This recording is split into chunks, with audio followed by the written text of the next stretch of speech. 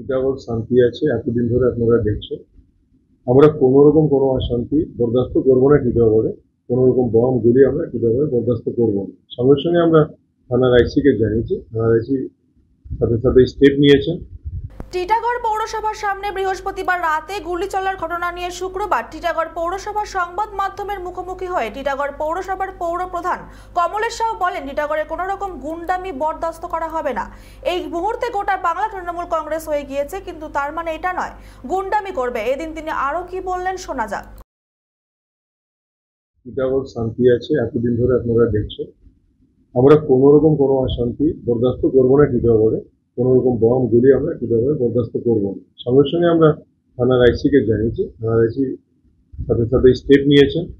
যারা এর মধ্যে আছে, এখন পুরো বাংলায় টিএমসি হয়ে গেছে, কিন্তু টিএমসি হওয়ার মানে আপনি গুন্ডামি করবেন সেটা বরদাস্ত করা যাবে না। পাত্রদা স্পষ্ট বলেছেন যে ব্যারাকপুর শিল্পাঞ্চলে আর গুন্ডা বরদাস্ত হবে না।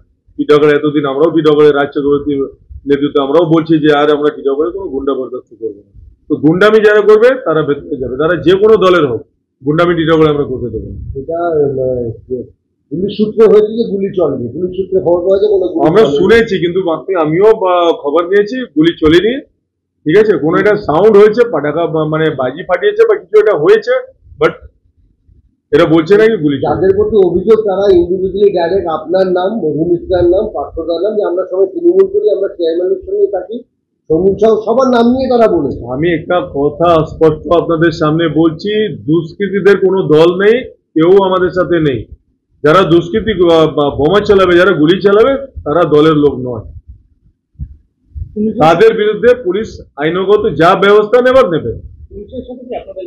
পুলিশকে আমি বলেছি যা ব্যবস্থা নেওয়ার আইনগত যা ব্যবস্থা নেওয়ার আপনি নিন। টিটাগড় থেকে সৈকত গাঙ্গুলির রিপোর্ট, চ্যানেল 24/7।